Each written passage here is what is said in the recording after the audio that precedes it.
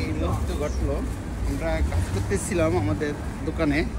আমি আর আমার এক দাউদকান্দি সম্পর্কে আমার ভাবনা লাগে, একটি পাখি, একটি কবুতর প্রচণ্ড শীতে, আজকে নিউ ইয়র্কে 14 ডিগ্রি সেলসিয়াস।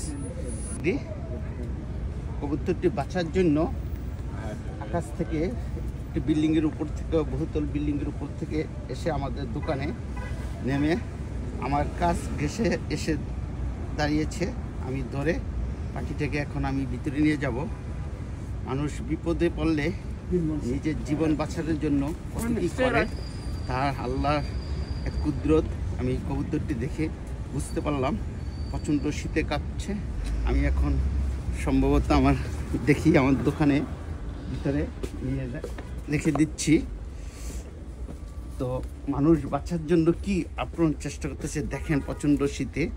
তো আমি বাংলাদেশের জনগণের উদ্দেশ্যে বলতে চাই, যার যতটুকু সামর্থ্য অনুযায়ী বিপদে যারা পড়ে সাহায্যের হাত বেরিয়ে দিয়েন, কারণ বিপদে মানুষ বাঁচার জন্যে কত আপ্রাণ চেষ্টা করে বেঁচে থাকার জন্য। আল্লাহর এক ক্ষুদ্র পাখি দেখে বুঝতে পারলাম। খুদা হাফেজ। আজকে আমি আসলে খুব ইমোশনাল হয়ে গেছি। খুদা হাফেজ।